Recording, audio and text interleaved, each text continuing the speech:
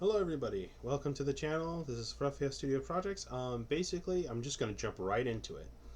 Okay, so it turns out, I'll hit play really quick just to show you all. Single player. It remembers previous settings that I done, so I'm going to change my guys to the Britons. I'm going to make my guy orange. He's going to have yellow, and he's going to be from Team 1. Fire away. Lo and behold, we scroll down. You see he's orange and yellow, just like I selected. And the faction is set to be the Britons, and it's Team 1. So fire it up again, go back into the game, remembers we were Britons, remembers we had orange and yellow, and remembers we had Team 1. This is kind of the aim I'm hoping to have is this. So I did figure it out, and I'm going to share with you how I did it. Okay, so, and also, I'm going to also show probably, I think I'm going to have to make another video for it, but I'll show how to create it, basically set up a variant for like basically just a simple shield. Basically is what I'm going to do on one of the videos, and hopefully I could release that pack soon. Life's been a bit busy. I had some unexpected things happen yesterday, so that's why I didn't do the video yesterday, but nonetheless, let's begin. Alright, basically what you're going to want to start with first is to create a structure, and basically with this structure you're going to want to go ahead and add basically a simple thing for your player names. Could be a text or string, whatever you want to do. Basically you want to maybe create an enum for the factions that you have in your game, your primary and secondary colors, and your team colors. Basically is what you're going to want to set up. Now, what you're going to want to do is in your player controller, basically, and I would say create a different graph for it. I made a player graph here. Okay, yeah. In the player graph, you want to create a load. No, not player graph. What am I thinking? My apologies. Is called in your event graph. That's right after it considers the local controller or the controller, whatever however you're setting up your game, you want to call it up. Basically, that way it loads the local profile. Now, when you select and set up the save game file, you do not want to make it a local save file. I just did a normal save file. That's what I did. I did not do a local version. So let me pull that up real quick. Oh, come on. No, my windows don't want to show up. Figure start working on the thing and then... Alright, in the game setup, usually this is what you want to create. Is I put like a player profile. You want to create, I forgot to explain this. After you create the structure, you want to create a saved game, saved game, basically is what it is, a same game file. But you're going to add the structure to it as a variable, which is the simple, hold on, move it out here, the player profile, which has everything mentioned in it. That you're going to want to do that. So you set that up, and then in the function in the player controller, you're going to want to call it. So yes, does the same game exist? Load the game. You cast to it. You get the profile, and then you just set everything right here for the actual player. His colors, everything. Basically, it sets right here. Don't even need the game mode at all. Turns out when I was originally trying to do it for the game mode, it was unnecessary. Turned out ultimately in the end.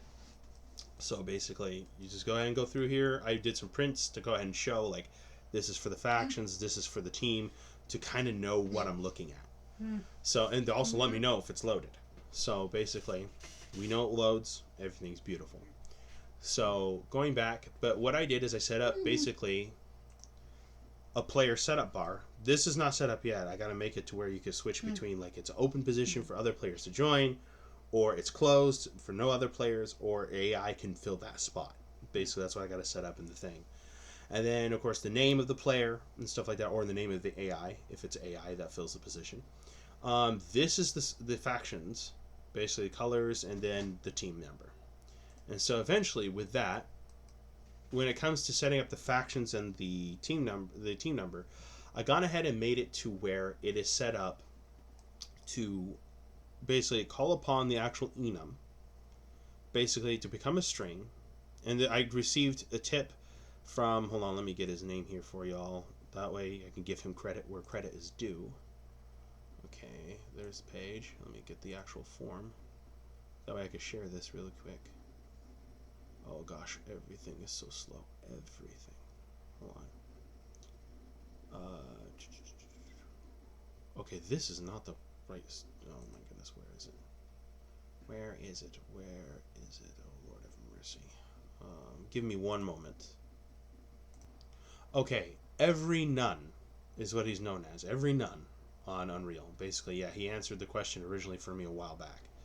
But I didn't wholly have the knowledge and everything I have now to go ahead and do what I'm doing now. So, but thank you, every none, for that. So basically, back to the project.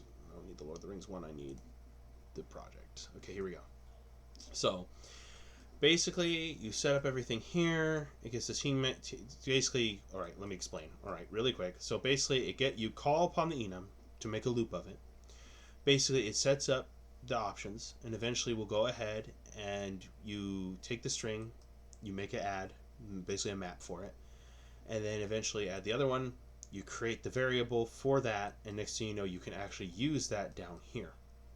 And what I did is, so whenever the selection gets changed, it'll get the index, and it will find that same type of index in the actual enum, and then it will cast that, or it will send it to the actual player profile that's within the saved player file. So it saves it. So the factions will change, everything will change. So that's what happens with that. Besides that, that's really how I got it going. I figured it out. I'm trying to share it. Oh yeah, by the way, another thing too you want to do really quick is when it creates the widget, you want to load the actual project and set everything based on that. So the whole menu itself actually acts as a saving thing, saving your profile, saving everything you have. But the catch is I haven't figured out how to get it to save the player name yet. That's the only thing I haven't figured out, and that's a separate thing that's actually in the main menu, and I want it to actually save it and load it when it gets the chance. Isn't it supposed to load? Yeah, it does. It loads the name here. But I'll have to check why it's not saving the name. But I'll give you guys an update on that in the editable text. But nonetheless, because see, I fire up the game, I can name myself Bob. Just call it Bob. So pop up with Bob. Bob's profile. He's going to be a Saxons. He's going to make orange, and he's going to have cyan. Or no, not cyan. Let's do purple as his other color, and he's going to be on Team 3. I gotta fix the menu. For some reason, it's making a long loop of numbers and stuff like that, but I will fix it. And then hit play, and then sure enough, Saxons player 3, as it says up there in the corner. And sure enough, there's the colors that I selected.